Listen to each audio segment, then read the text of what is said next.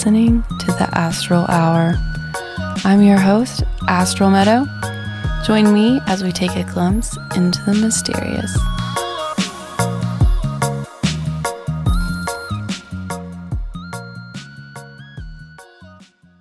Welcome everyone. Today I'm joined with my friend Jennifer Stone of Multimodal Holistics. She is an Usui Reiki Master Teacher, a Sekam Reiki Master Teacher, Level 3 Marconic Practitioner, Akashic Records Reader, Aromatherapy Consultant, and Level 2 QHHT Practitioner. She has a passion for the healing arts and persistently continues her education to learn and master new modalities to bring comprehensive healing practices to her community.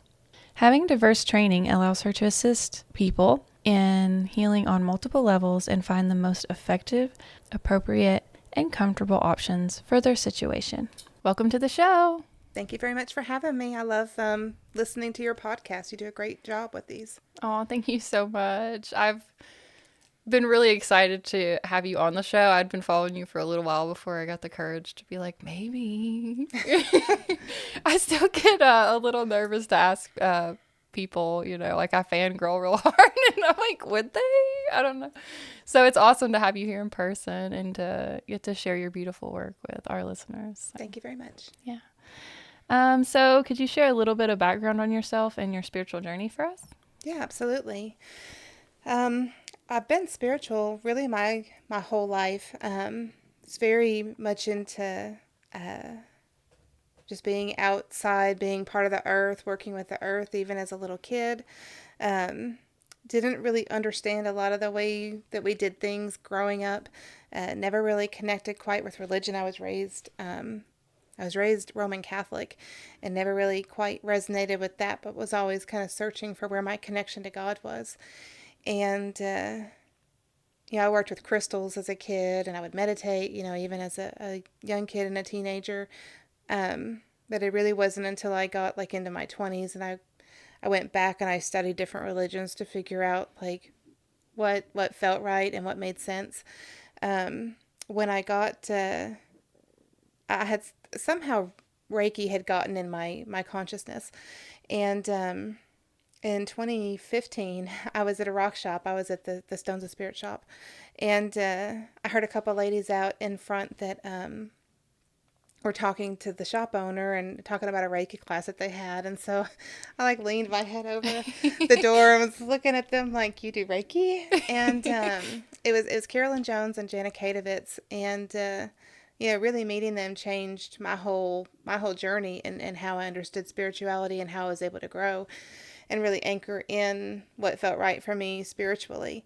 And so I call Reiki kind of like the gateway modality because it really is such a great start for people to understand energy and understand their own energy and be able to channel it. And so that was really what put me on a path for acceleration of really coming into myself and how I understood spirituality and opening things up. I also found Andrew Bartzis around 2014, so maybe about a year before then, and I had been listening to his podcast, and I don't know if you've heard of Santo Spinaci. Mm-mm. He's way far out there, but he's more on the astronomy side of things, but I can't say that I understood what he was saying, but whatever it was really working with my DNA to catch me up to where I needed to be. Mm-hmm. And so finding those people that really helped me put myself where I needed to be to open up and understand things.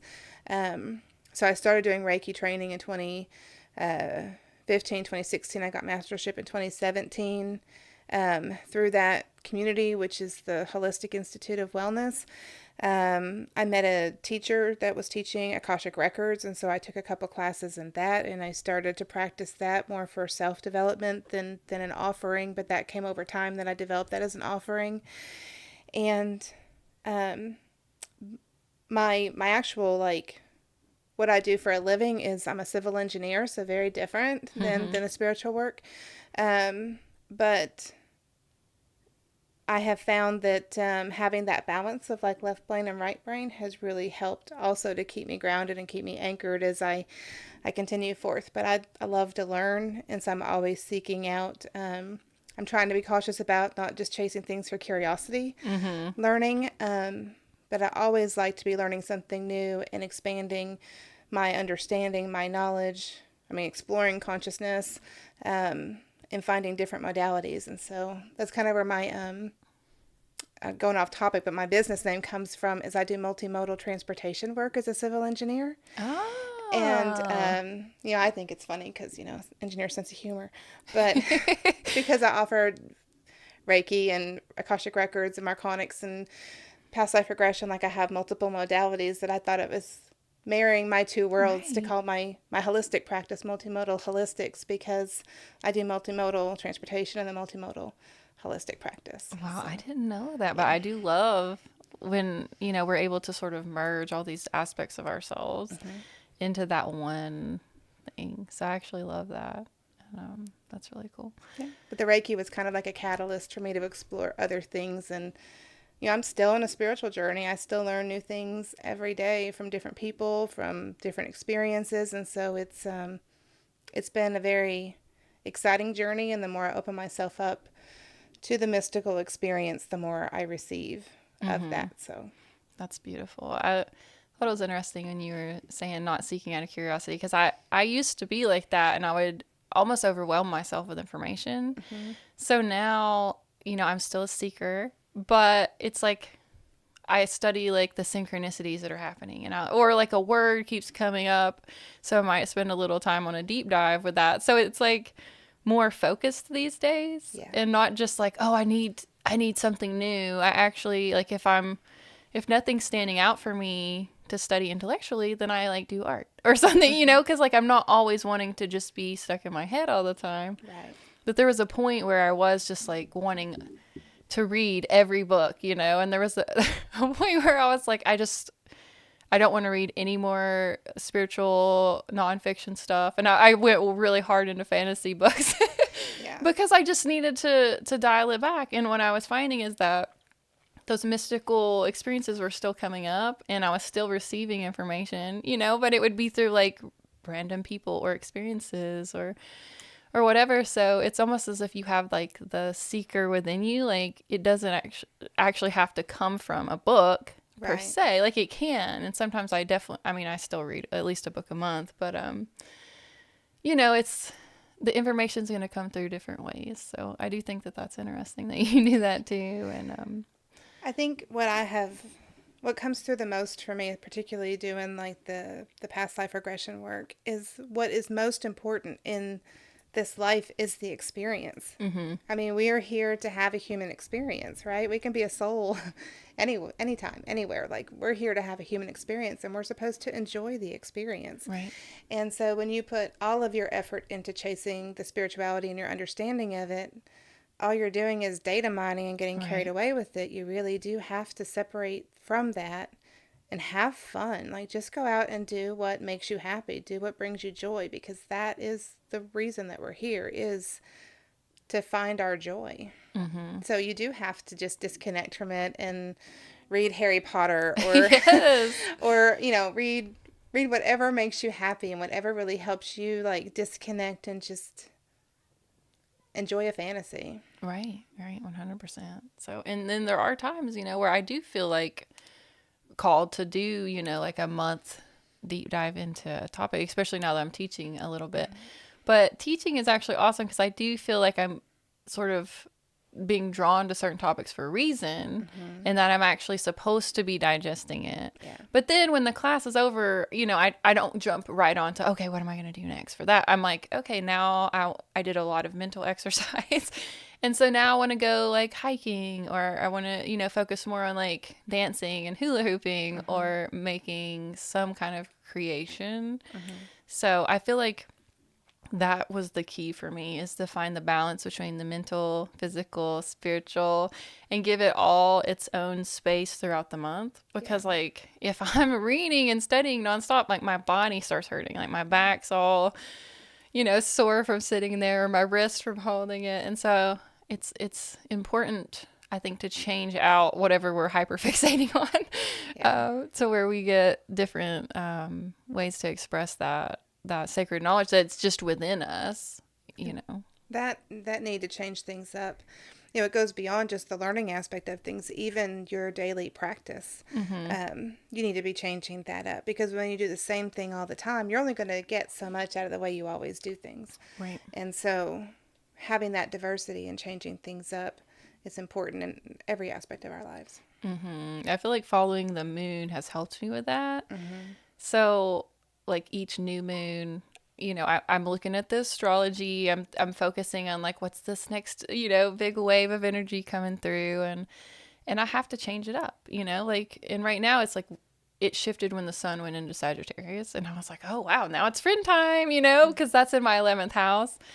And it's so funny because I was so in my head. And then as soon as the sun went into Sagittarius, I got this feeling that I really needed to make space to actually have relationships with people and not focus on making money or art right now, but making time for friends and family. And I was like, that's so funny, but yeah, doing the moon stuff really helps me because it's like I really do well with 30-day increments for like maybe a 30-day meditation, or I do whole 30.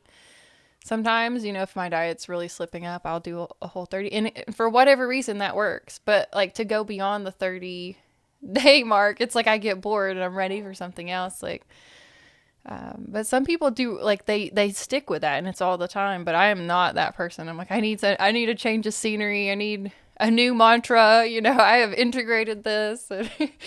So I do think getting into routines is good, but yeah, changing up like the way that you do it. Like I even do that with driving. Yeah. I'm like, okay, I'm gonna go a different route today, because I just don't.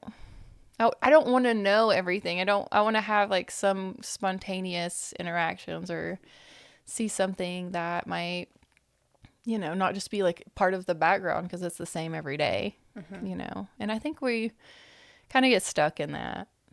For sure. Joe Dispenza talks a little bit about like rewiring the brain, and that really helped me think about like the patterns that we've created.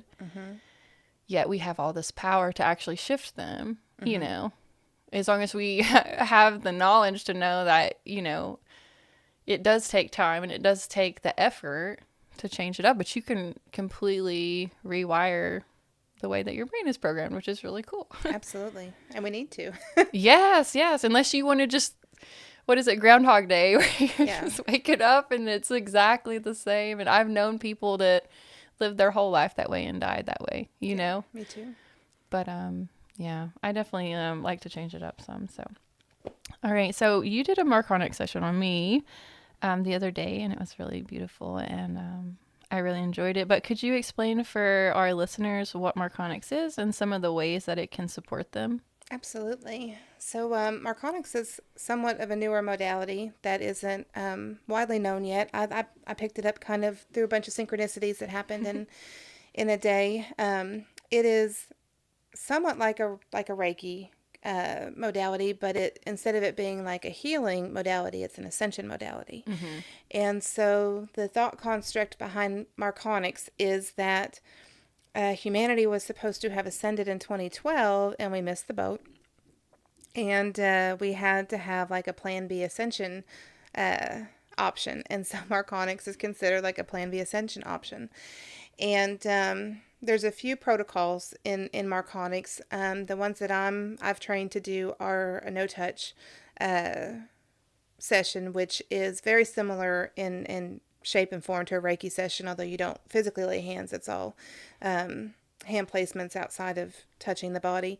But it is to give like your body a frequency boost. And Marconics, the whole principle is elevating your frequency so that you can ascend out of the matrix. And, ascension, people have different understandings of it. To Marconics, what ascension is when you do leave your physical vessel, like when you do die in this lifetime, that you don't have to come back. You're not stuck in the reincarnation cycle. You're able to ascend out of the reincarnation cycle with all of your memories intact.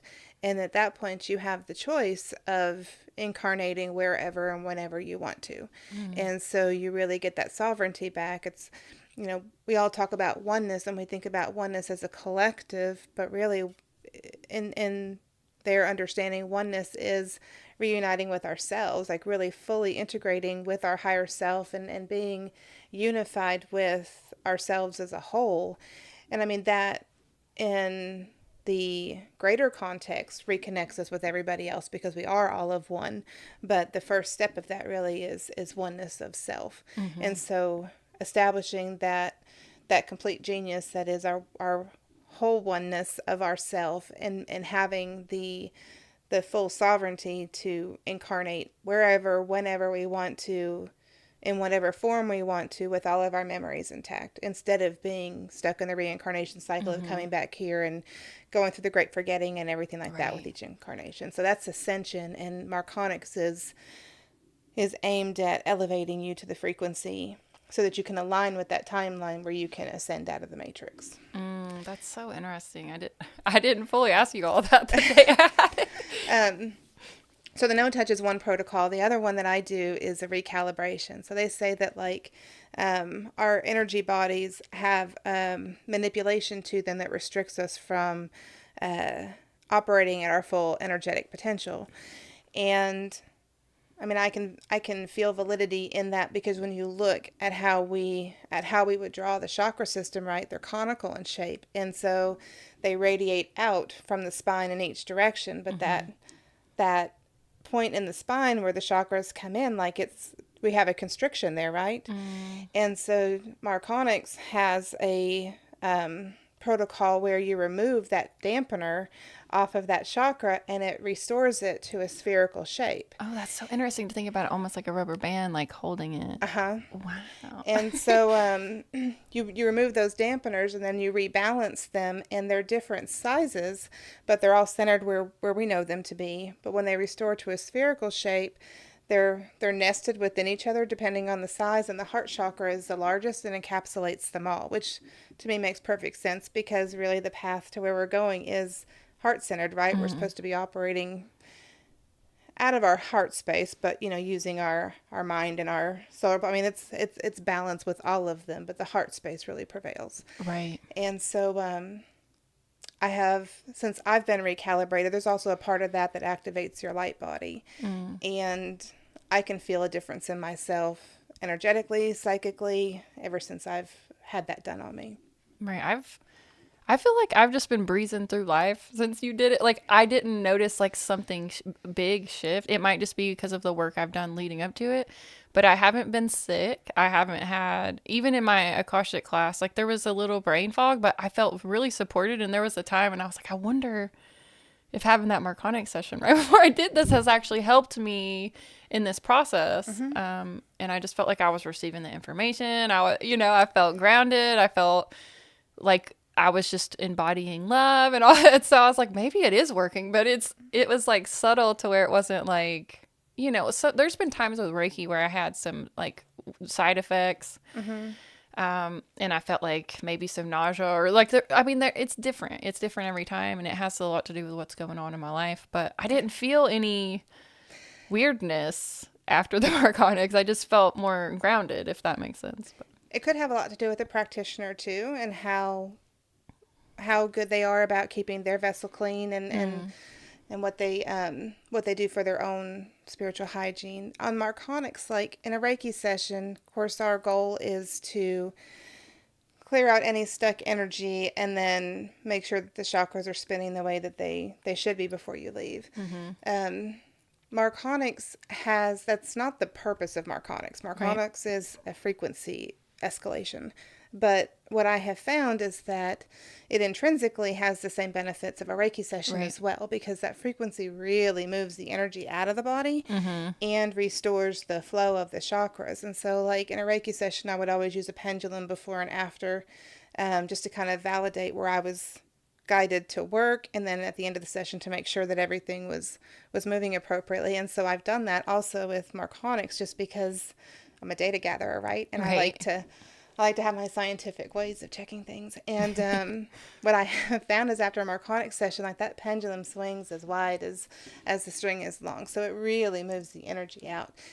And in terms of what people get from it, I have a lot of people that get more visualizations and more personal experiences and more downloads while they're having a session than I Mm-hmm. have with any other modality. Like they receive a lot of, I think it opens them up for more information. Mm-hmm. But I have some clients that have problems with inflammation, particularly like in their joints and stuff like that, and having regular, so, I mean, your energy in general is maintenance, even if you're doing Reiki or other modalities, like it's not a one and done. It is Right. It something. is over time. You've got to come back to it. And Marconics is the same way. And with Mm. Marconics, every time you come in for no touch, like it elevates your frequency a little bit more.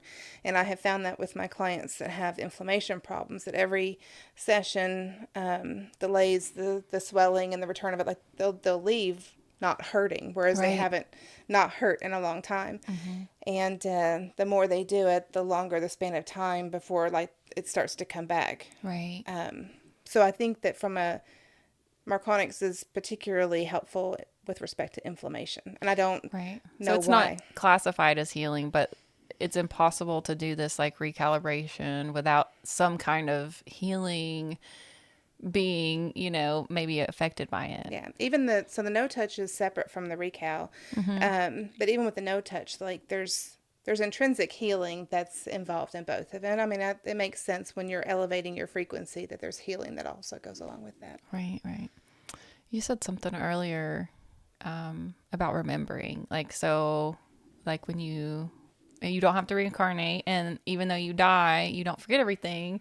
And I heard, and I don't even remember where this was, that there are other places and other planes where that's kind of the hack that they have, and that we have that restriction, but they actually don't. And they're like, so we live really long, and then when we die, we remember who we were. And so we don't have to spend all this time like learning to walk again, like the all those phases that you have to go through. And I always thought that does seem a little wasteful to have to do that like we always have to go back to middle school, like I really don't want to do that. So, but when I heard that, I was like, that's so interesting that that's like an earth thing, but it's Yeah. not necessarily a universal thing. And so I always like wondered like what happened to put that restriction on us to cause that. But it's definitely cool that there are like techniques coming through to help us move beyond that, because it is, I mean, you think about these people, how many times have they reincarnated? And if they're having to go through all these steps and then they die really young, every time or something, like I just feel like it would really slow like that evolutionary process. Absolutely. So I think that's really cool that people have, was this channeled or Marconics, was it? It was. Marconics was it was a download from a lady by the name of Allison David Bird. She has an aspect of herself from the Elohim. The name of her aspect there is Grace. And prior to receiving that download, she was also an energy practitioner. So she did Reiki and she did a form of past life regression.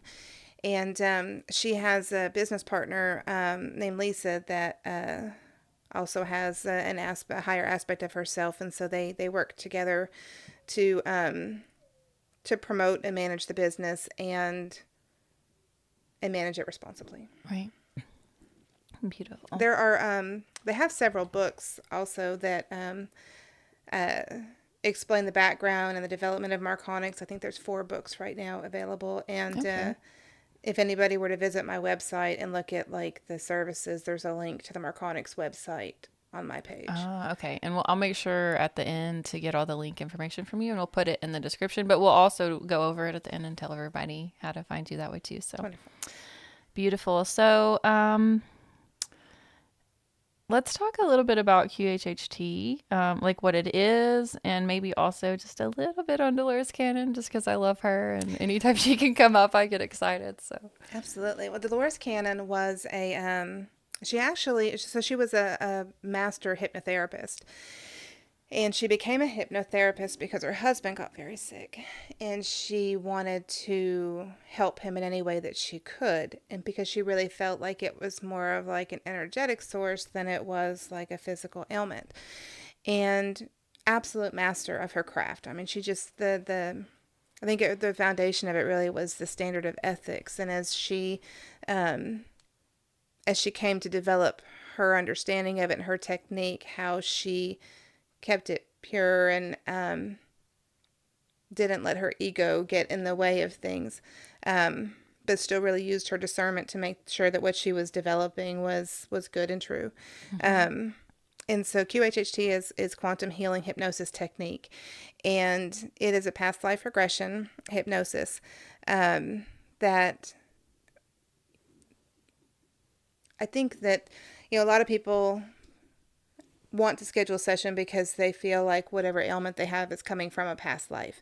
And so they really want to, or they have the curiosity of who they've been. And the reality is most people have not been Cleopatra or have been somebody, uber famous. Most of us have lived pretty normal, simple lives. But, and we do carry things from the past. We have repeating habits, we have repeating patterns, we have karmic situations with people in other lives that we've carried into this life, and we're repeating those kind of dynamics until we grow out of them and we master whatever we have to overcome to break that karmic cycle. But to me, the real showstopper of a QHHT session is that when you have somebody that's really in a strong theta state. I mean, hypnosis, you're not checked out. You're very much present. It's just a nice meditative state. You're just in theta brainwaves. So it's not like you're asleep or out of control. You're really just in a nice meditative state. But when somebody reaches that calmness and that comfort level, you can access the subconscious or the higher self.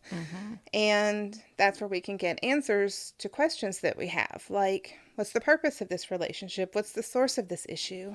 And, the human body has unlimited potential to heal itself. We just don't know how to use it. We do not know how to use our technology. But the higher self does. And so when you do have that strong connection to the higher self in a QHHT session, you can ask for healing support from the higher self, because the higher self knows how to use the technology of the body. So I wouldn't say it's an automatic given that you're going to get, absolute random spot healing of whatever ails you in that moment, but you have the potential to. And that's very powerful. So being able to have that strong of a connection for people that don't really regularly do metaphysical work too, to be able to have access in that moment to communication from their higher self is really important. Yeah, I haven't had QHHT. I had BQH, which is similar, but I guess it allows them to have their own little techniques in there, I guess. So BQH was developed by a level 3 QHHT practitioner. And she kind of split off from the group after, Dolores passed away in 2012.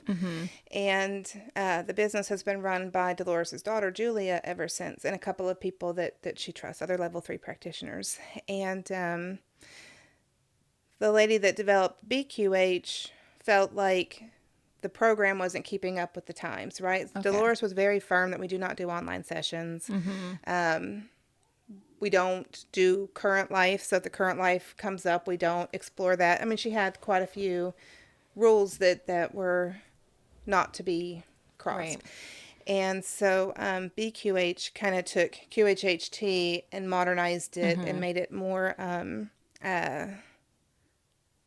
open to what some people might want to do. So I've done BQH training as well. And I did that so that I could do online sessions. And then I decided that I don't want to, because there are, Dolores wouldn't do them because because at that time, internet service was really unpredictable. Yeah, it was a lot different. And unstable, yeah. But what I find in doing my sessions is that, like, I'm looking for how you're breathing, what your hands are doing, that your eyes are, fluttering.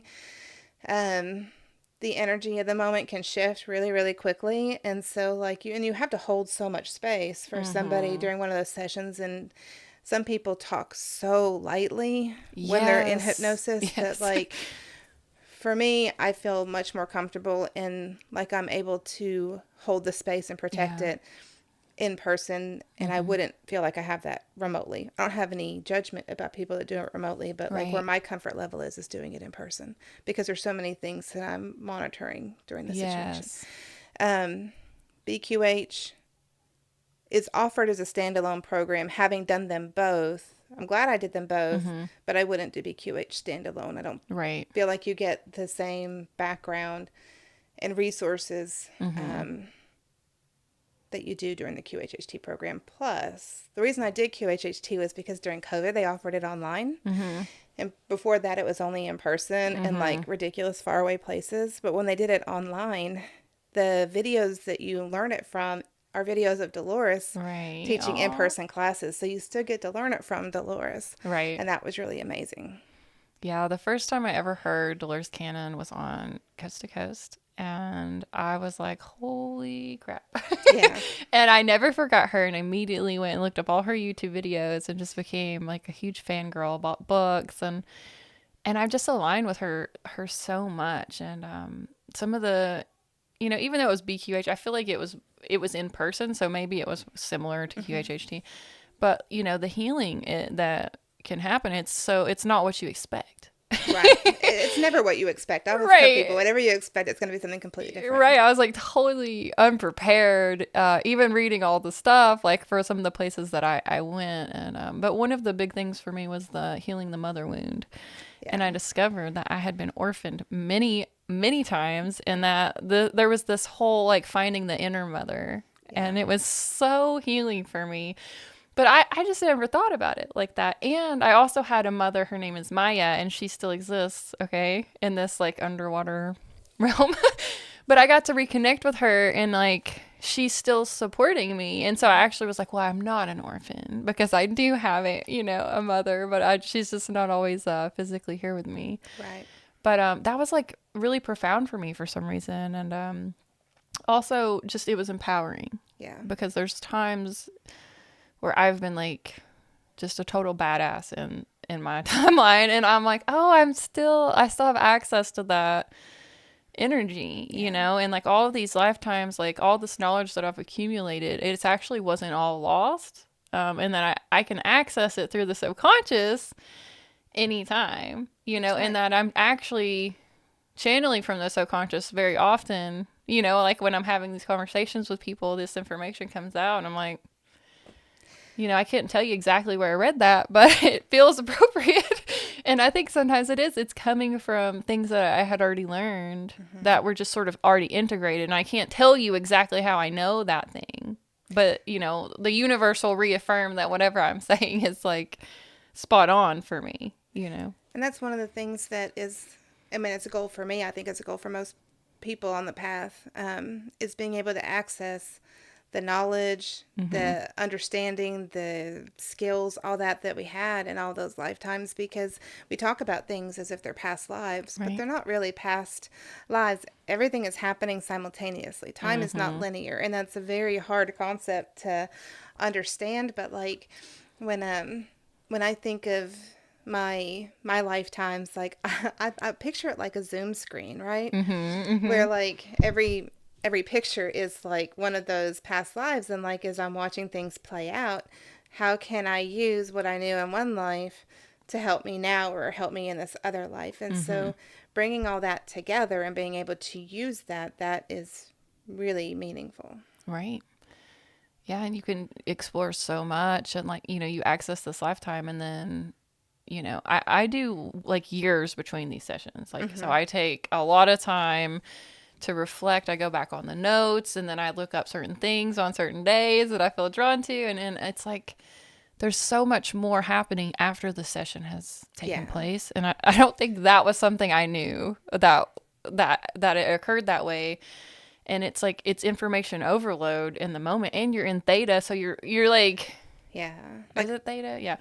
So it's like it's coming through in a weird way. So as much as you are conscious, I feel like it still slowly integrates, and you're still learning, and you're like, oh, that makes so much more sense now. So the program, they say that like QHHT is a one and done technique. You don't have to have more than, like Reiki, Marconics, or maintenance programs, right? QHHT can be standalone from like a healing perspective, but if like you're using it for growth, right? What I find is the more answers you get, the more questions that you have. Exactly. And that's why we record the sessions, right? Because like a past life regression session, you walk out of there with a recording only of the hypnosis portion, right? All the talk that we have up before then and all that kind of stuff does not get recorded. But when you are in the session, like I've remembered it in full when I finished the session, but I forgot half of it on the drive home. Right. Like, it leaves me really fast. So being able to listen to that recording, like 3 days after the session, 3 months after the session. And as I do my work and I progress on my path and my understanding of things, I'll listen to it again a year later in a completely different context. Yes. And so you'll pick up something completely different Right. as time goes by, because you're progressing yourself, and so you're growing your understanding of things. And every time you re-listen to it, you'll pick up another nugget that helps Yes. carry you to the next step. So I do find that people are ready for another session. Like, you don't need to schedule them in 30 days. They need to Right. come back in like 6 months, a year, 18 months after they've had some time to really work with it and integrate some of it. Yes, it is a lot. But it's amazing, and it just like sets up all these synchronicities. You know, I like to say I like to activate synchronicity, and that's why I do oracle cards or readings or whatever, because then I have something to play with, and when I see it out in the external world, I'm like, oh. But if I never take the time to like create the space to sort of draw it forth, then I'm never gonna see it. But you know what I mean? So I love like what these sessions do as far as like maybe there's a word that comes out that I never heard before, you know? And so, but then like I'll leave and someone will say that word at the Waffle House or something. And I'm like, what? You know, like I went to a lifetime in Lemuria, during my first BQH, which I did not know I had a life there. And I had no intention of going there. And then afterwards, you would not believe the amount of people that contacted me and was like, "Are you a Lemurian?" And I'm like, "What? I just discovered this last week. How do you know this about me?" But then it was just like all this information, or I'd watch a video or a show and someone would be like, "Yeah, in Lemuria," and they would explain exactly what I saw. And I was like, I'd never heard this before, you know? And so it was like I was getting even more information from other people who had channeled from that same time period. And I was like, holy crap, if you put all of our stories together, you can actually put a big chunk of this puzzle together. But we're all like accessing it from different points. Yes. So it's like only like I saw Lemuria from my eyes, but other people saw it too. And they, you know, a lot of people were at the fall. Okay. A lot of people were there, but they saw it from these different perspectives, or maybe they were like one of the elite people, or maybe they were like one of the poor, you know? And so it's so interesting, to piece it together. But like but without the BQH thing, I'd never probably found that lifetime. My goal is to do some group past life regressions, like either focused on something like Lemuria or Egypt or Atlantis, something like that. Yeah. I haven't quite gotten that together yet. There is another QHHT practitioner in town. Holly's done that a couple times at some of the events, and so I want to work with her on that. But I think just for that reason, I mean, you end up having, by the time you put all these data points together, you get more of a full picture of what actually has happened, because you see it from different timelines and different points of view. Right, and different lenses, and that's really cool. I did not know about the group thing. That's if you ever do that, you got to let me know. I will accomplish that next year, so I'll let you know when I get that scheduled. Beautiful. I love that. So let's talk a little bit about you being an Akashic record reader and how this has impacted you and changed your life for the better, or, you know, I'm assuming it's for the better. And what a session with you is like. When I started really developing on the modality level, like I felt really, how to put this into words, like I felt really much like I was on my own with things. I didn't have a lot of communication coming from higher up, like, and I've always been like a fiercely independent person. I was an adult as a 3-year-old, like, Yeah, same. yeah. So when I started doing, of course, Reiki opened me up a lot to being able to feel energy and understand my energy better. Akashic record reading, learning that helped me open up the line of communication. And my mother's mother, my grandma Moy, she had passed away maybe 10 years before I started taking some of these. And instantly when I learned how to open the records, I could feel her like hand touch my shoulder. And that was just like the warmest, like pixie dust falling on me feeling, knowing that like she was on my team and that I could feel it and I could kind of have that energy and that connection with her. And at first, I would get short one word kind of answers, like just impressions. And the more I practiced it, the more, I mean, just like any muscle that you're trying to grow, you have to exercise it and you have to flex it. Mm-hmm. And so I would open my records and go work in my garden. I would open my records and just go like draw a picture. It was mainly at the start really introducing myself to the energy and getting used to the energy and putting myself in a place where like I could receive Right. that information. The more I worked with it, the stronger that grew to the point like where I just received data dumps, downloads of information when I opened the records. Mm-hmm. And I really integrated that more with me to where the way I learned it, there's like an opening prayer and a closing prayer. Mm-hmm. Now I'm connected enough with it to where I don't really have to go through that formality. Mm-hmm. When I need access to it, I just open that access to it.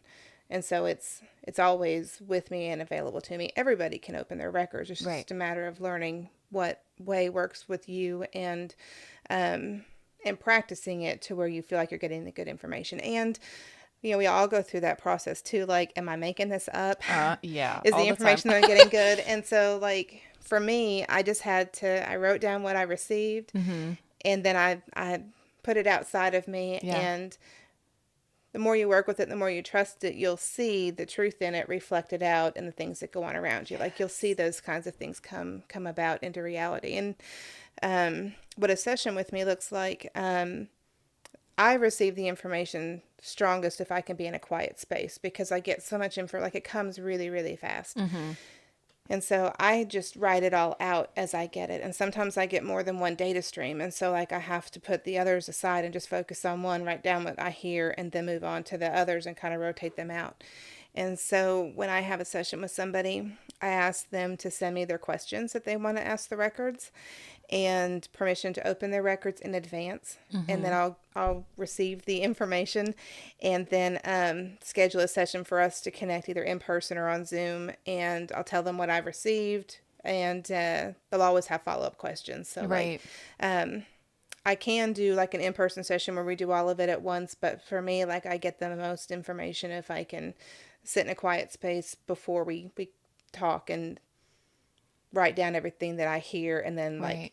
type it out. Besides that, like nobody can read my handwriting but me. So like, I feel like that opens them up for even more questions though. So in a way it's like they're getting extra because yeah. you've got the initial questions answered, but now the records are open. Mm-hmm. So they're like, oh, well that now I want to explore this more. So I feel like it's kind of cool to do it that way. And yeah, I've been learning the records a little bit, and I did it the other day. I had them open, and my kids were like up here talking, and so I was like, "Oh my god, I can't! There's too many voices."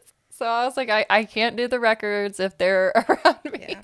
because their energies overwhelm me. So I don't know if I ever read for other people, I might do it similar the way that you do it because I do receive a lot when I'm in a Mm-hmm. quiet space, and I have like this one, I do it in my book nook. That's where I've been opening it, and like I just love being in there and I feel really grounded there. And but it's been a beautiful experience, like you said, connecting with your grandma. And Mm-hmm. like when I first went in the records, besides meeting like the Lord of the Records, my dad came through like immediately. Mm-hmm. And it was so beautiful because like I met people give me messages from him, but I hadn't heard his voice in a really long time.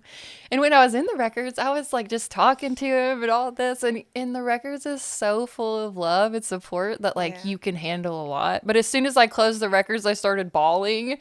But it was so weird because when I was in there, I was fine talking to him. I wasn't sad at all. But as soon as I closed it, I was like, oh my God, I can't believe I just got to talk to my dad, you know?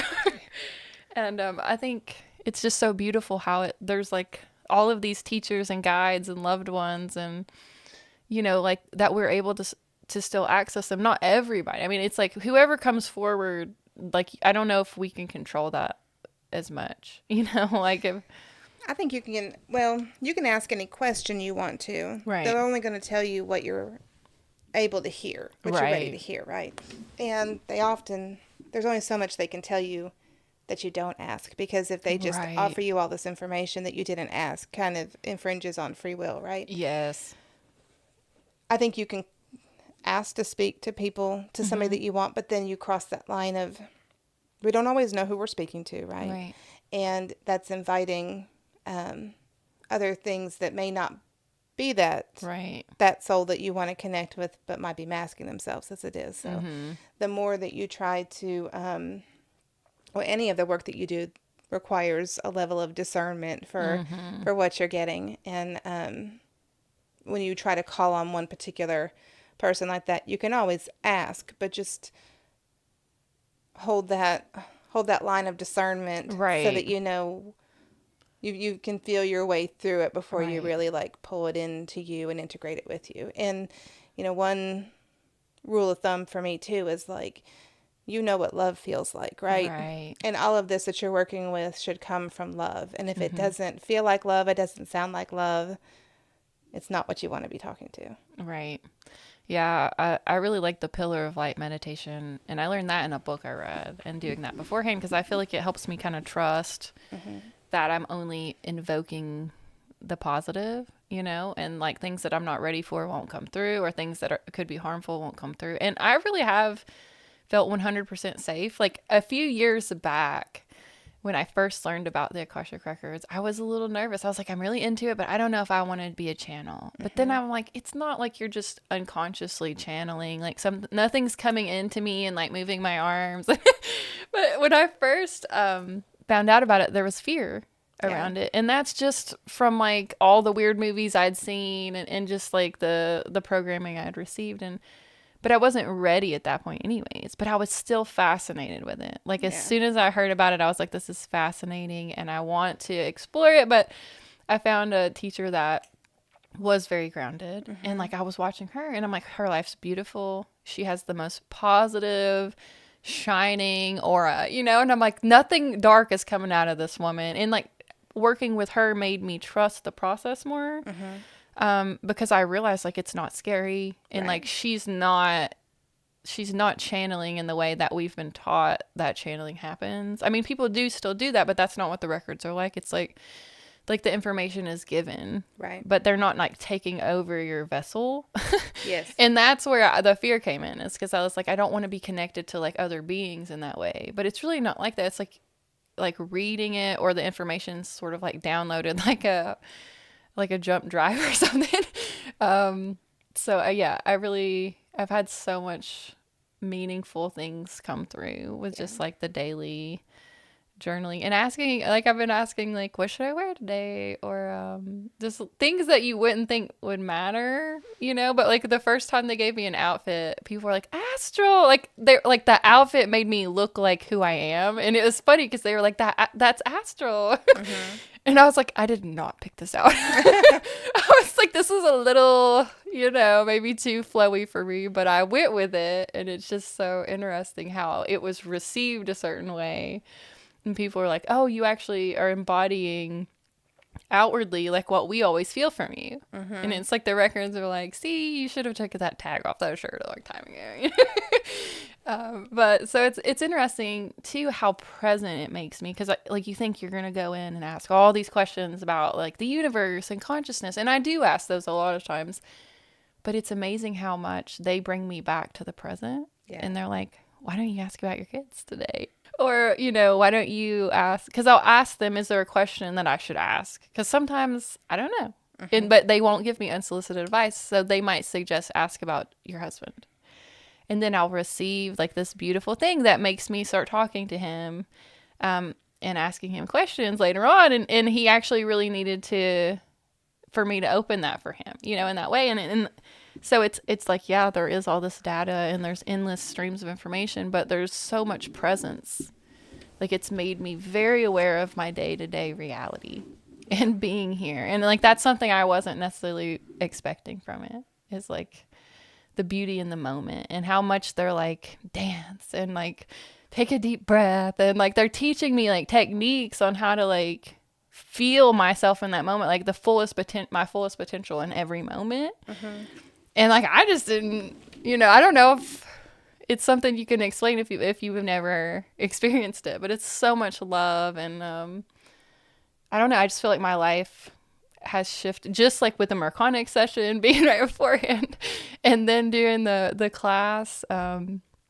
I don't know, I feel like I jumped timelines somehow, and like I'm on that path that was always sort of destined for like the highest version of me. Right. Like if I were to make all the right choices, I would be on this path, and I actually feel very much in alignment with that energy now, where I was still kind of questioning things, even just a couple months ago. So, Well, that's beautiful, and that's the point of having all these tools. That's what they all are tools for us to better ourselves and better our lives. But we still have the conscious free will decision every day. yes. So they like literally tell you like you can wear this, but you don't have to. Right. You know. But it's interesting when I say, when I pick something else, because I do play with it, because that's that like the scientist, vibe where I'm like, okay, let's do this experiment. So they suggest this, I'm gonna go with this other thing, and like to see the difference Yeah. in like how I feel and the comfy outfit. But sometimes they will tell me to be comfortable. They'll say, like it doesn't matter what you wear as long as you can move around or whatever. So it's just interesting how you can take the information. So I haven't painted with the records open yet. I was curious, like when you do art with them open, like how does that work? Like how does that feel? Or I think anytime you're in a creative space, like the energy that you have in that is so expansive. Like there's so much spiritual acceleration that takes place in a creative space. To have your records open, I think you have more information that comes through and comes into the work. So like I draw and I paint, and I loved it when I was in high school. When I got into college and stuff, like I kind of put it aside. I didn't do it for a long time. And as I was working with my records, they told me that I needed to start drawing again, and that there would be information in my drawings that people needed. So like they challenged me, which I'm a very introverted, shy person, and they told me that I needed to draw like frequently and put it out there, which was mortifying for me at the time. But like I accepted the challenge, and I made a goal in 2020 to fill 3 sketchbooks. Okay. So like I started drawing again at the end of 2019, and 2020 I actually filled 5. So I drew almost every day, and whether I thought it was good or not, I posted it, because like part of my growth too has been like an exercise in non-judgment and being a neutral observer, and like detaching myself from judgment. And I find that as I work with the energies, the more I worked with the records, the more it integrated with me. And so like I said, it's always with me. And so that would come through in what I would draw. And I started incorporating, like I was receiving a lot of symbols. And in part of like the spiritual teacher that I follow, he talks a lot about like the 1,000,000-letter alphabet, that we won't all be communicating with just like the words that we're limited with, that like communication will come in unlimited ways, like symbols and songs and colors and things like that. And so the symbols, like the sigils and light language symbols, are really coming through for me. And what I really enjoy about that is like when I post that, how many people respond with like what they get out of it. right. So like whatever the meaning that I had behind it, I don't usually put that in the picture, because I like to leave it open for what other people receive. Right. And so I think that energy of the records comes through in those images, and what people feel. Like when I draw a picture, even if I post a song, something like that, I'm trying to get people to feel something. Right. And so what people give me back from that, like what they message me or comment on it or something like that, how it made them feel or what it made them think about, like that's where I know that I'm making a difference, or I'm making some progress with that. And not so much when I brush paint a picture, but like I've just gotten into like acrylic pours this year. Yeah. And everyone that I've done, like something comes through, and it's usually something that's going on around me or the person that I'm creating the painting for. But like I have a client that has a connection to Pegasus, and she had done she's done Reiki 2 training now, and she's created like a space in her house for it. She was so excited about it. So I'm like, well, send me your colors and I'll make you a painting for it. And like as soon as I blew it out, like Pegasus rose to the top. Wow. I have a lot of dragons that come through. Images of things that are going on with people. So like when I do a painting, like an acrylic pour with like an intention in mind, it comes through in Right. the paint without me having control of it. And so I think a lot of that is also like the influence of the energy of the records. Right, right. Because you have no control really over paint pouring. I mean, you might set the intention, but as far as how it manifests, that's you're like giving it, you're giving it up at that point, and that non-attachment. So I find your art triggers lots of memories for me, and sometimes I don't always understand them. So I always wonder, like you draw a lot of these mythological creatures, and I'm always wondering, like, what is it? What is this memory? Because it's like I can't fully access it, but I know that like there's some connection to like the elemental realms and like the dragon. What is it about the dragons? Like, why is everybody seeing dragons? Because we're at a stage on a frequency level in the collective to where they're able to start coming through. And the more work individuals are doing, the more they're able to connect to their dragons, and maybe even more than one dragon, depending on Right. how much work that person's doing. I find that the dragons are funny. Like, sometimes I'll sit down to draw a rose, but what comes out is a dragon, and they're chatty. Like, some of them will tell me whose dragon they are, and they're Right. like, send me this person. And I'm like, I don't know this person. Absolutely not. And then as soon as I have like some connection with that person, they're like, see, now you've talked to him. Send him my picture. And I'm like, God. That's so cute. And then I have to be like, can I be weird here yet?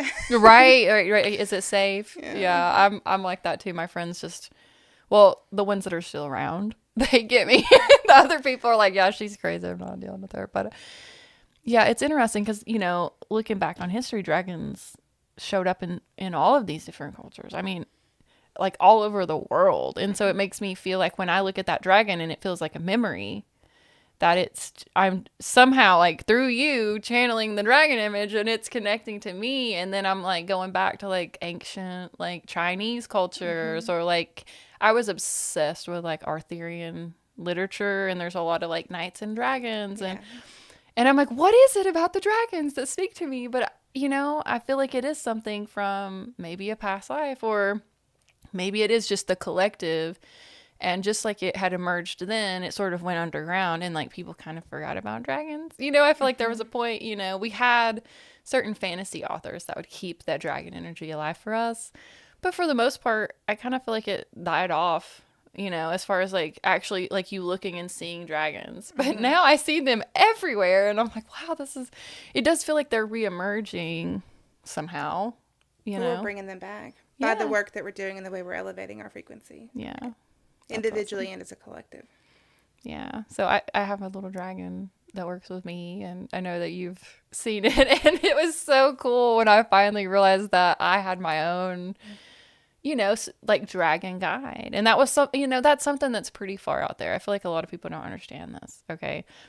But, we're experiencing these dragons consciously, like totally sober in our waking life. But I've talked to a few people that have done like ayahuasca and things like that, and they're seeing dragons in these plant medicine journeys. And I'm like, so it's not just, it's like they're operating on multiple frequencies. They're coming through many different people and many different ways, but like it seems very much like they're alive and present.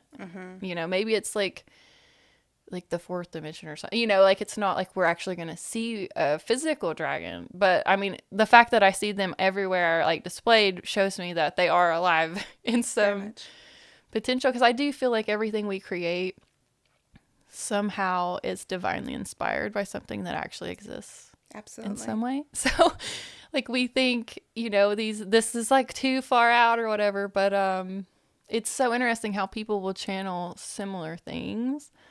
I had a vision quest on sound healing the other day, and I was able to see, I went to this place and they were having a sacred ceremony, and it was this uniting of many different types of beings from all over everywhere. And there was one person representing every single like race or group.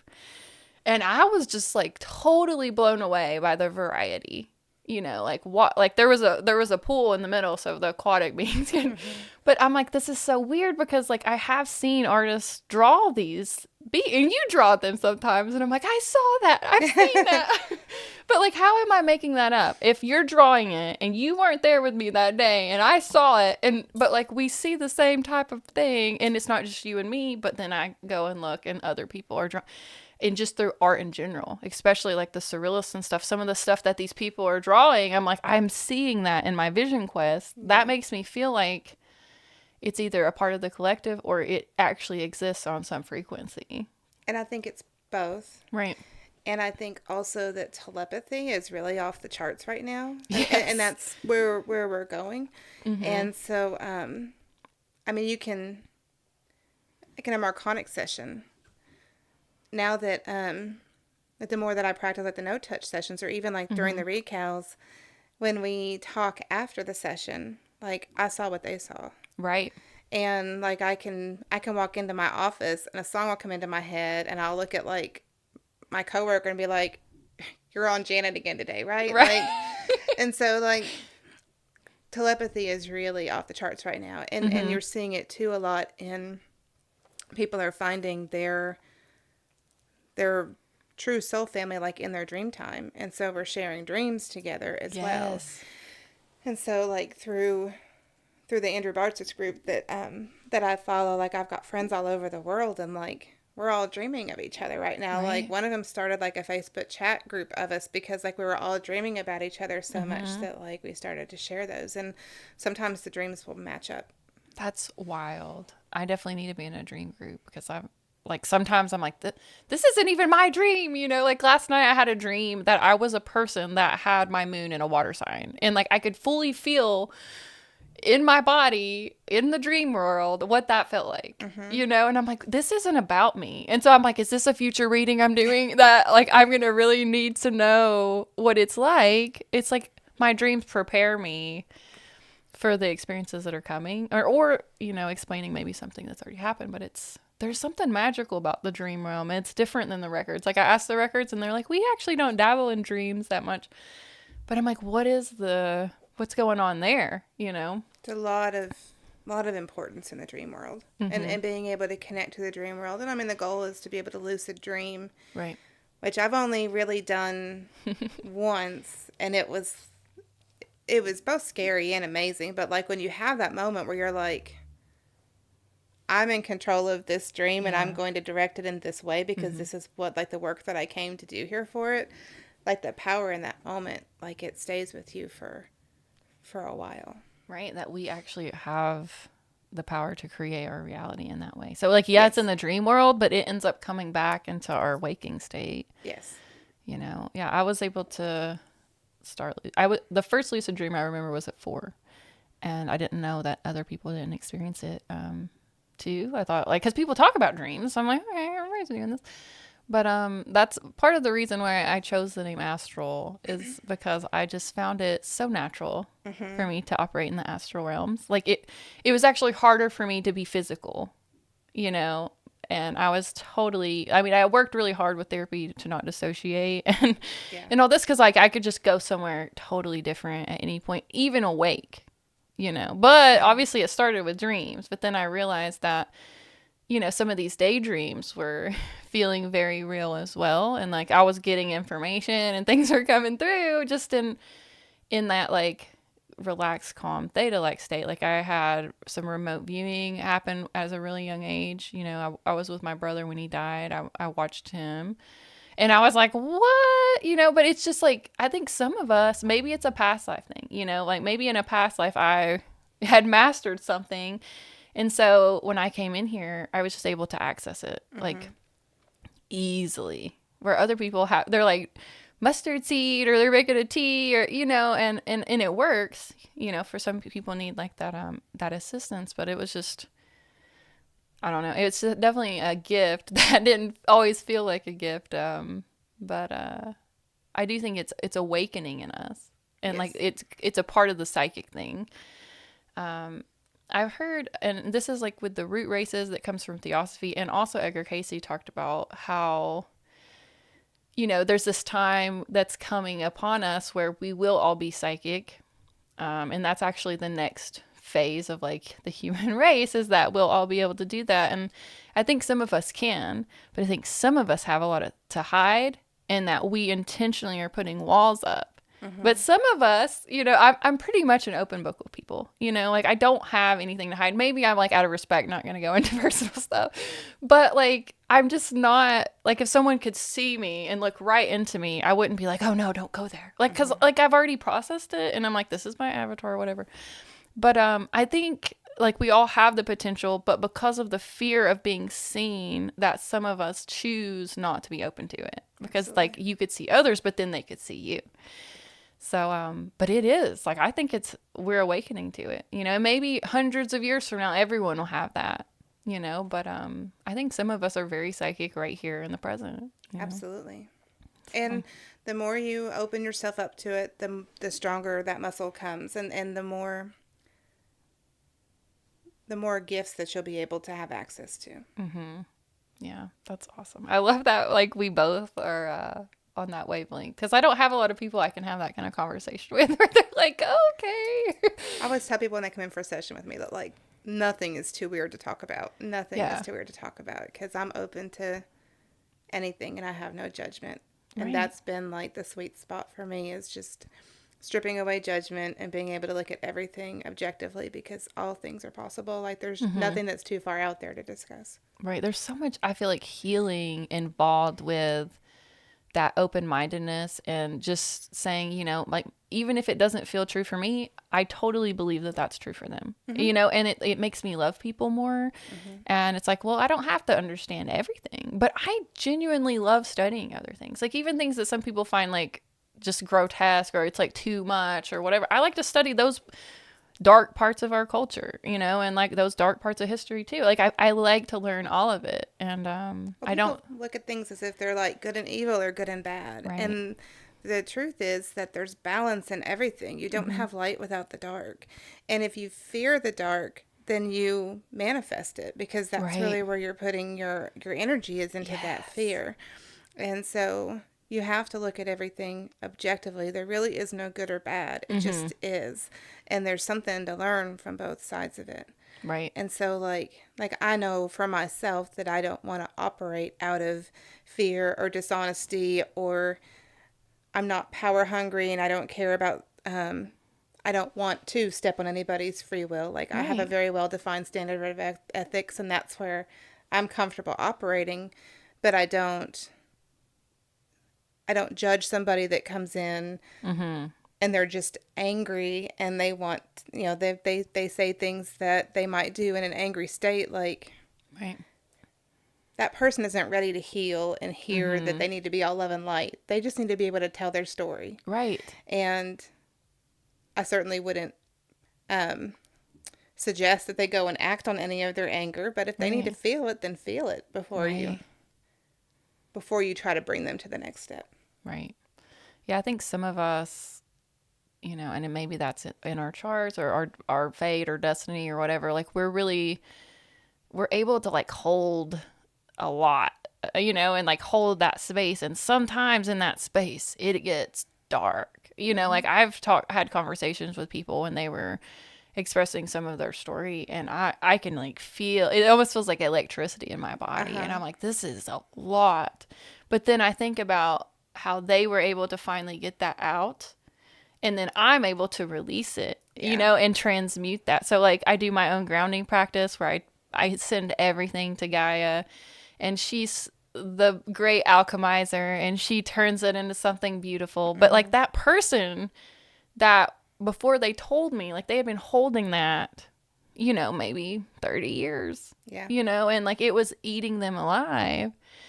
And so, but not everyone has that potential. So like people like us who are able to sit there in that presence of like true like evil or true depression or true melancholy or darkness, but we don't like let it affect us, and so, but someone has to hold that space. So I think about like the heavy Scorpio placements and stuff like that. Like they're beautiful and people think that they're weird and all this, but like someone has to be able to look into the face of death and not be afraid, so that we can talk about it collectively. Because if all of us are just fear and like pushing it away, then like how are we going to grow as a collective? Like some of us need to be able to handle that intensity, That's right.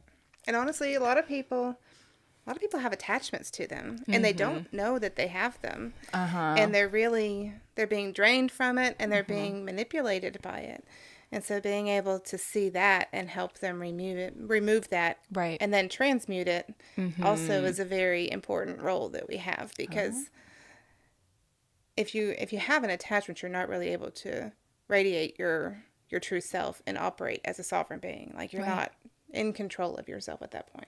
Right. I mean, like that one little thing can like affect the whole aura. If you think about your aura as like a certain color, but if something gets on it and muddies the water, you're not going to be operating from the fullest vibration that you can, because you've got this thing affecting, I don't think people realize like how much like us talking, like our auras are different together, because like they're merging. And I don't think people realize when they go out here and merge with all these people that some of the energy, it changes their aura. And if you don't know your true self and you don't know your true colors, maybe that it might muddy yours, so I always like do these exercises to sort of clear my aura, even if I feel like loved by that person, but I want to feel myself again, I'll do like the tuning fork or some rose water, or just, it's a different depending on where I'm at. But it always feels nice to be myself again, Always, yeah. But some people don't. I think it's like they don't have that good sense of self, so they don't realize that they're operating from like the not self, which comes up in human design sometimes. But yeah, for me, the not self theme is frustration. So if I feel frustrated, that's a huge red flag that I'm operating from the not self. Anger's like that for me. It's not anger's not a natural emotion for me. I don't get mad that often. You really have to work to get me mad. So if I'm mad for no good reason, then I know it's coming from somebody that's not me. Yes. And so I have to move that out of me. Yeah, during my Akashic Records class, there was a prayer they gave us to sort of help with that. Like when you feel like you've walked through someone else's energy, and it seems very real, and like you say this prayer and it literally does, like it clears it. And maybe it's just all psychosomatic, but it works. So whatever. I think we can create our own prayers and rituals just as much as we can receive them from others, and they're just as powerful, So yeah, it's so cool. I love this conversation so much. So let's talk a little bit about spiritual hygiene and some ways that we can practice this and why it's important. Well, I think everything that we've been talking about the last few minutes really centers around spiritual hygiene. So you were saying like sometimes you've gone for like a Reiki session and it made you feel nauseous, or you had side effects from it.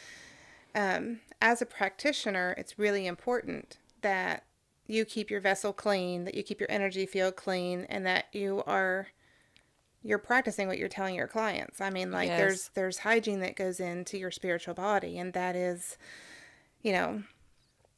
self-healing, understanding yourself, regular prayer and spiritual cleansing. I mean, that can take the form of doing ceremonies. I like to use rose oil in my house because it's the highest frequency oil, and you were talking about rose water. Journaling, understanding yourself, and when you come back into doing a session with somebody, making sure that you're not carrying your baggage with you. So if you have something on your mind, you check it at the door. You don't bring that into a session with somebody. But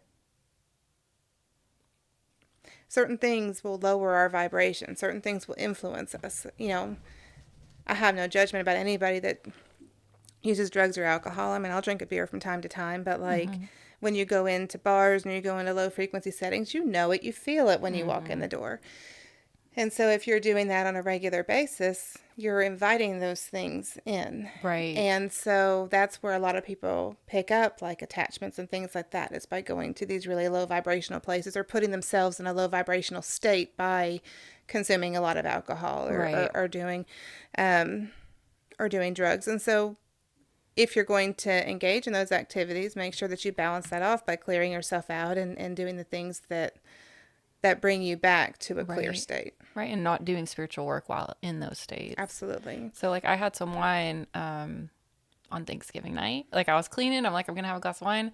I did not enter the records the next morning. And I was okay with that because I'm like, this is a holiday, I'm celebrating. And even though I woke up totally sober, like I'd only had a glass, I just didn't want that to affect the lens that the reading was coming through. And so I waited, and I'm glad I did. But like if you're opening these like sacred centers while inebriated, or because it takes a while for it to fully exit the bloodstream and all that, then like it does lead into like it affects the way you can protect yourself. Absolutely. It's almost like it pulls your shields down and you're just like exposed. It absolutely can. And doing your work is part of your spiritual hygiene practice. So doing your meditation, being real with who you are and the feelings that you have, and if you do something wrong with somebody, setting it right, those types of things. So doing your work is an important part of that spiritual development as a practitioner, but also like checking out and just like not doing any spiritual work for a day or so many hours a day, and just having fun, because you have to balance that dedication energy with that joy energy, because we are here to experience joy and have fun. And so being well-rounded and being balanced and being grounded, like, I see a lot of people, especially like in the younger generations, that are really coming online very, very fast. Yes. And they're just lit up from the heart up, but they don't really have any understanding about being grounded or have any focus from like the heart down, and they're caught up in the sparklies of the psychic abilities coming online, but they're not balancing it with like being grounded. And so they get carried away with the emotion of it, but then they end up being really depressed because like they don't have that balance, and they don't have a way to like push it out. They pick up so much of everybody else's, and they don't have a way to push it out of their body.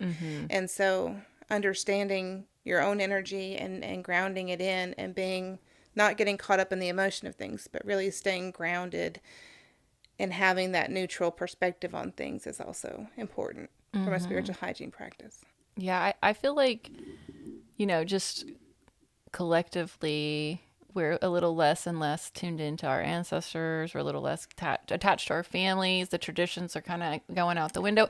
And I'm not saying that they shouldn't, but so much of the root energy comes from literally like where we're coming out of. So for me, I had like the estrangement with a lot of my family, and even when I knew them, I totally didn't have a connection to them. Like there was no love, there was no support, there was no admiration. So I struggled really bad with creating the solid foundation. Luckily, certain teachers came into my life and caught this and helped me develop certain practices.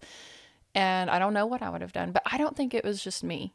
I think there's many of us that just, because a lot of the traditions that were passed on were based in like toxic patterns and generational curses and all that we almost didn't want to go into the root, because we didn't want to see some of that stuff there. But like going further back into the ancestry helped me of like my ancient ancestors and like my past lives. And so it's funny because that might unground some people, but it made me feel more solid and rooted to know my story goes way beyond just the little bit of family that I'd met in person. Absolutely. I love that you brought that up. So like over the years, like I had seen were so many things that are important to, just survival of humanity outside of industry were dying on the vine. Like nobody was keeping up these practices. So like I felt responsible for keeping some of them alive, just to have the energy of keeping them alive. So like, I learned how to grow vegetables. I learned how to can them. Right. I felt like I had to churn butter. And yeah, I do know how to make butter. I know how to cook everything. I know how to dry my herbs. Like even needlework. Like I was trying to keep that alive, and I really don't exactly enjoy that. So like when I saw you doing your embroidery, I'm like, oh God, thank you, Chet. I don't have to do this anymore. Astral's got it covered. I love it. Like just somebody keeping that energy alive, because we're so.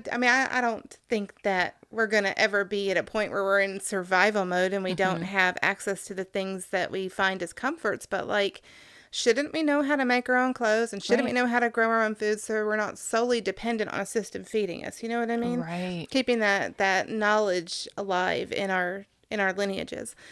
So like that was an important thing that was coming about for me.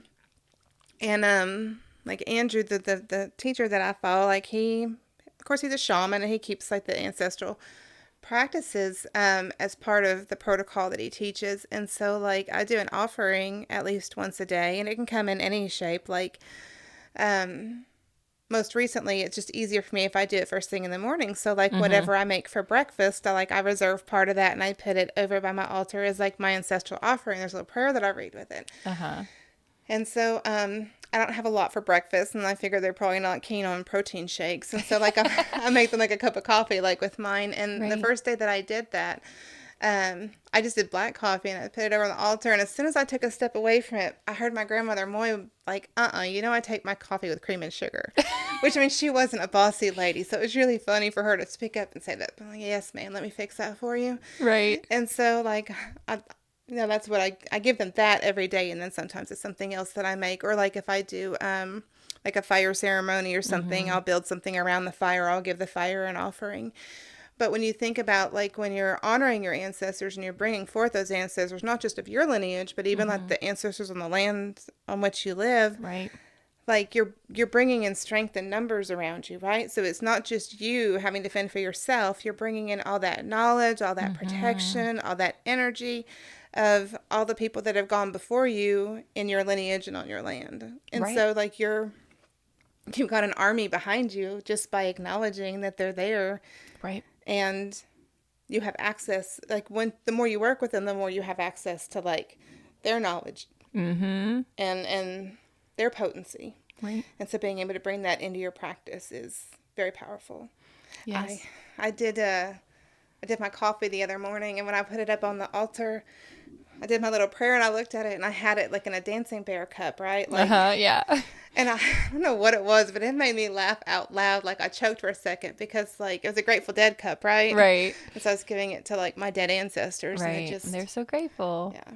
Right. That you're just, because the connection's there, but if no one believes in it and they're just, they're there waiting to guide us, but we don't receive them, and like we don't even realize that they're there. And like, so it's just like this beautiful connection that is just right there, and it's like boundless, but we don't even recognize it. And it's so interesting for me, like with embroidering, because there are ancestors that I have that embroidered, because when my dad passed, I inherited a lot of old lady things, and I was like, oh my god, look at this beautiful art. But like no one in my life embroidered.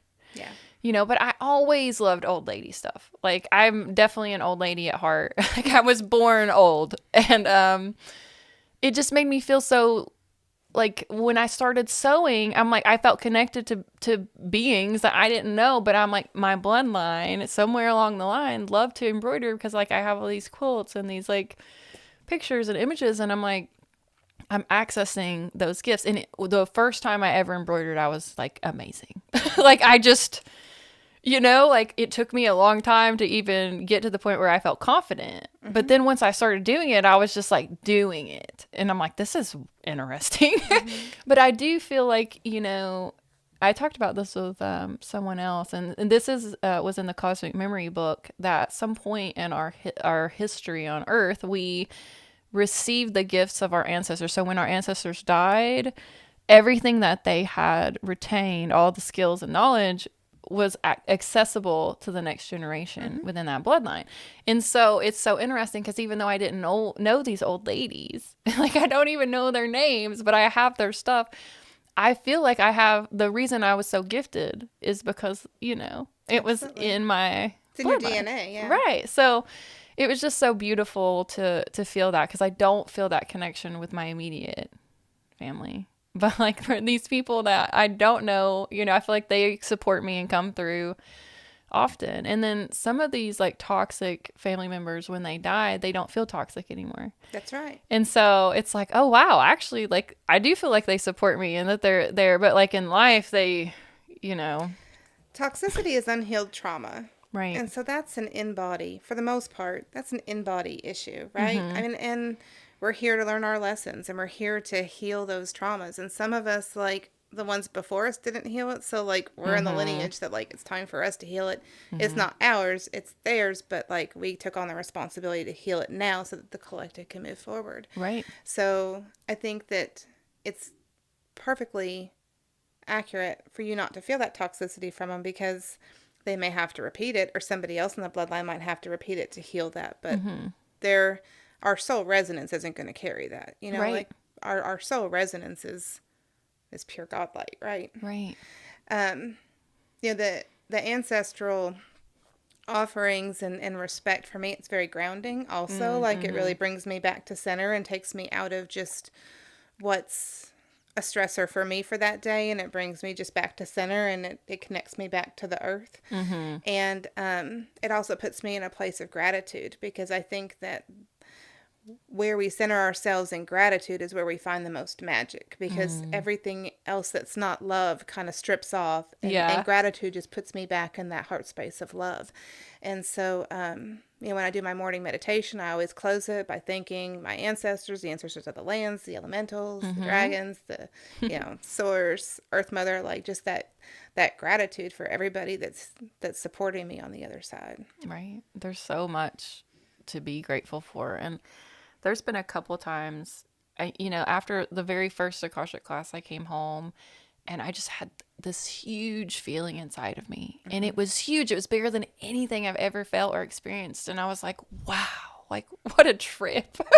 Like all of this is interconnected. It was like I really felt like I had tapped into that oneness. Yeah. And I just wanted to cry, but not sad, but just like, holy crap, how is, you know, like how beautiful, like that it works out this way. And yeah, I feel like when I'm in gratitude, that's definitely when I've done the work. I'm in my true self mode, and you know, and I'm just, there's nothing but gratitude left, you know. So I feel like when you're living from that space, you are operating at like the highest level, you know.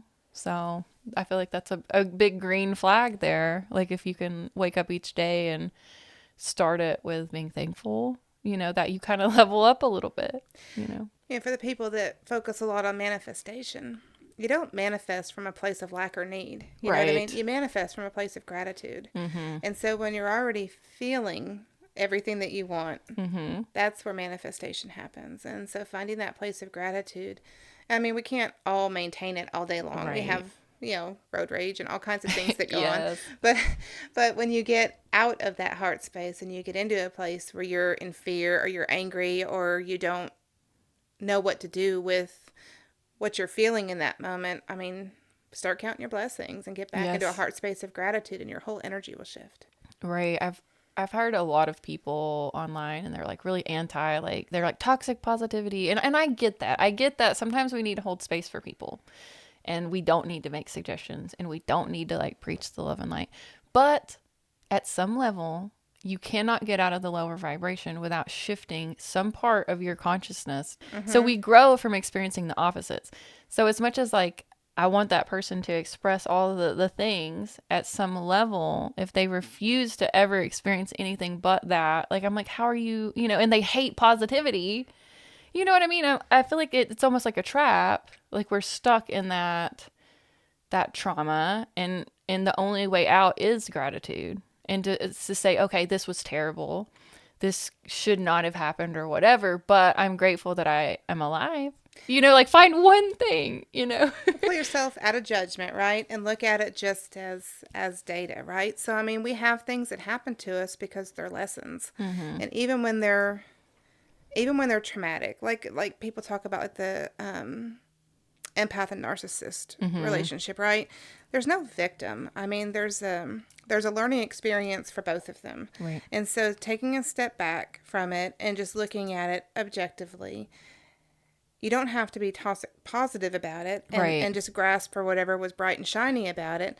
But what lesson are you going to take from it and then move on? If you let yourself get stuck into feeling sorry for yourself about it or going in a downward spiral, you're going to stay in a downward spiral. If you're just ignoring everything and just trying to like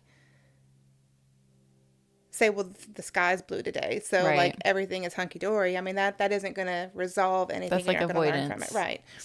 So if you just take it out of judgment and just look at it for what it is and the lesson that it was, and then be grateful for the lesson. Right. Because, it sucks if your car was stolen today. But when you get it back or you get your new car, whatever happened, like you learned a lesson from it. Don't leave your keys in your car. Right. Don't park in a place that you shouldn't park in, that kind of thing, and then go on. Right. You can't just feel sorry for yourself and stay in a downward spiral and complain and feel like a victim. You have to pull yourself out of that and be grateful for whatever you still have or whatever you got out of it and move on. Yes, and just leaving it in the past, Yes. and like accepting that there's many other things in your life that, but it's so sad to like when I see that stuckness, but anybody can use anything as a crutch and anybody can take anything to extreme. Yes, those extremes are just, that's not where we don't want to be toxic positivity either. We don't want to be, toxic downward spiral. There's a balance, to it. And I think that's the sweet spot is somewhere in the fulcrum in the middle, and we're not wanting to be, I think like there's like the atheist, there's like total non-belief, and then there's the religious extremists, and both of those can be harmful. Absolutely. And that there is this acceptance, there's this middle ground of not knowing, maybe just saying I don't know. But if you say that there's nothing and you really believe that there's nothing and absolutely nothing, and that's where you stay, and to me that can resonate as toxic if you allow it. I mean, I do know some atheists that have a spiritual aspect and I feel like it works for them, but some of them are kind of trapped, in that way because they've like put that wall up. I think in either case, because I mean I worked with a lot of archaeologists, and they're almost always atheists. And I find that so interesting that that's such a common theme amongst that particular industry. But, like, even if you don't believe in a God or that there's life after this life, you still want to enjoy the experience, right? Exactly. That's still the point, is enjoying the experience. And if you don't live it to the fullest by what it means to me to live it to the fullest, that's your experience. And you're allowed to have it. And even on the other side of that, like my parents are very devout Catholic. And if that's what makes them happy and that's what makes them enjoy the experience, then I fully support them, and they go on and do what they want to do. Yes. And, they wouldn't understand a lot of my words. And so, like, I watch how I say things to them so that I say words that aren't scary for them, and we find a way to be at peace together. Both ends of that spectrum just need to find what makes them full and what makes them happy in whatever belief system they choose to enact. I feel like that could almost be another form of spiritual hygiene is, learning that like everyone's individual experience is important and that we meet them where they're at, and we don't have to actually project our experience onto them in any way. Yeah, I don't feel any need to try to get anybody to see my point of view or get them to, I mean, look at how many atrocities there are in the world. And there are a lot of people on a spiritual path that feel like their mission is to get those seen. And the reality is people know them. People know this stuff goes on. Putting it in their face isn't going to awaken them. Right. It's only going to turn them off and get them further off the path. It really, in my opinion. And so, like, I don't feel called to do anything that pushes information down people's throat. I emanate myself. And I had for a while as I was going on a spiritual journey, part of that was going back to church and trying different churches. So I went to like Paulist Catholic, which is Catholic light. And then I went to Episcopal, which is like Catholic light, like trying to peel back the layers, what feels comfortable. And I had a priest in the Episcopal church, and I didn't like the program, like I wouldn't read the Nicene Creed because it felt like an uncomfortable chant. Like there were parts of like the sermon that I didn't like, but I loved him. He put everything in such like a humble way that he really spoke to me. And I enjoyed the fellowship of the church. Right. So like I took it for what worked for me, and then the rest of it I disregarded. But I loved him, and I loved like the humility in which he spoke. And a couple things that he did that really stuck out to me. One of his sermons, he said that like, I think I've gone down a tangent, but that's okay. in one of his sermons, he said that anger is the most delicious of emotions on the lips. And I was like, that really sat with me because it is so true. It is so true. And I think about that, like, before I speak to anybody. Like, if I'm mad at them and I really want to say something out of anger that I can never take back, like, Right. those words are always there. And they're going to remember them differently than what I said anyway, because they're going to Right. remember how I made them feel more than they're going to Exactly. remember what I said. So, like, that really, really sits with me. Um, his humility, that's where I was going with it. Like, that's when I feel like there's something that needs to be said, I will write it, because I get nagged all the time by my guides to write, and I'm more comfortable projecting what I want people to feel in a picture than I am in, like, written Right. words.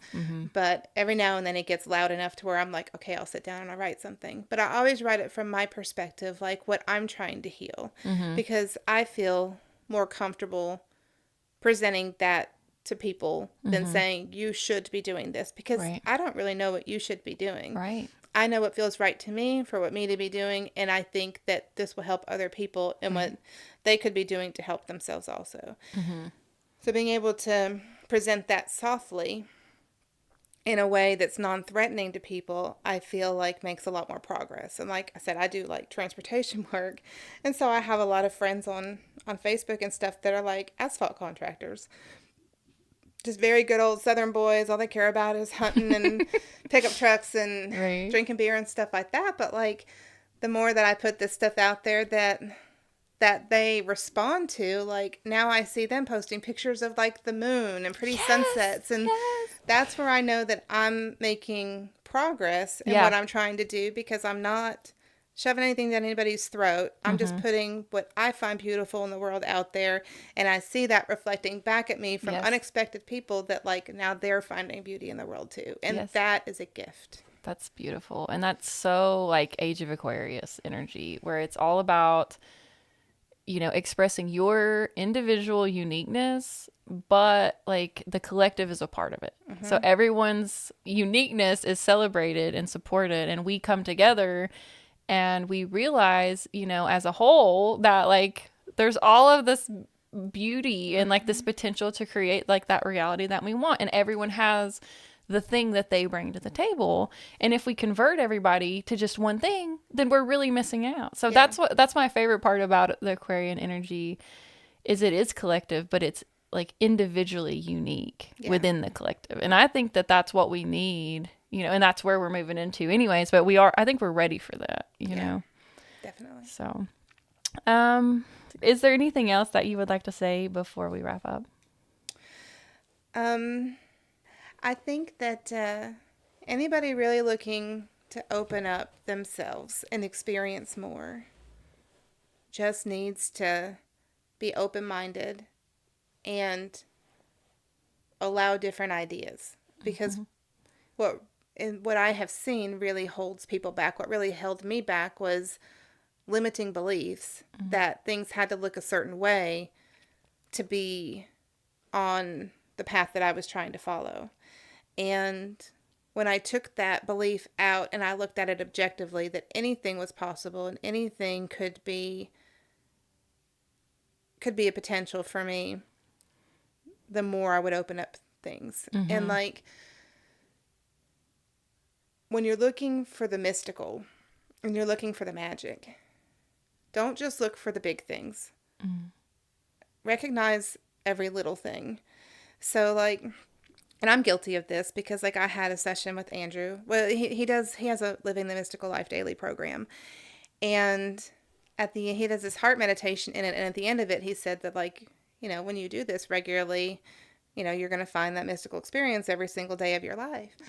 And that resonates with me. But like, I had that on my mind, and I had this session with him, and I'm like, well, what is a mystical experience? And he was like, well, do you ever have deja vu? And I was like, well, yeah, I mean, I have that all the time. And he was like, well, then you're being callous about it. And he wasn't being hateful about it, but he was like trying to call my attention that, like, I'm getting it, but I'm not acknowledging it. And I was Right. like, oh yeah, because I had deja vu all the time. And so the more that I started to see the little things, the more the big stuff started to show itself too. So when you look at like, a synchronicity is a mystical experience, right? Oh yeah. And having that connection to oneness that you felt after that class. That's a mystical Oh, yeah, experience. for sure. And so when you acknowledge those and then you give thanks for it, like bigger stuff comes on. So like the more I started to do that, like a fairy came and showed itself to me when I was laying on the grass in my yard. And the dragon started talking to me. Like every little thing that you acknowledge and give thanks for, like, leads to more. And Right. so like opening yourself up to that, it's okay to have the small stuff. The small stuff is still magical and amazing. Mm-hmm. So appreciate those, recognize them when they come in, and then you'll start to open yourself up for even more. Right. That's so beautiful. I love that. And definitely resonate with that in my own life as, dialing it back and just that gratitude and looking at everything like one stroke at a time, like thinking of Mm-hmm. a painting and you see that beautiful end result. But like as an artist, how many strokes of the pencil went into that, Oh, yeah. and like if you were to just look at the end result and not be in each, as it was transitioning and not be aware as that was happening, like you might have missed the beauty was the process Yeah. of creation itself, and the end result is beautiful and it does other people can see that, but the journey was like each individual, like as you were shading and as you were okay, I'm gonna do this, I'm gonna do that, and all of that was just as important as the end result, and Absolutely. couldn't the end result wouldn't even exist without all these little pieces, so I feel like art is good in that way of like helping us see the process, and like that's how it works in the spiritual realms too. And being able to take something, I mean, like you don't start out with something beautiful, right? When you're Right. drawing something or you're painting something. And so watching randomness turn into something beautiful. And I think that that goes back to like the bad stuff that happens. I mean, bad stuff is going to happen to everybody. Mm-hmm. So it's a blip on the overall radar, right? Mm-hmm. So instead of letting it consume you, it's just like a brush stroke. It's just Right. a pencil stroke. It's going to not even be able to be seen when you look at the big picture of it. Right.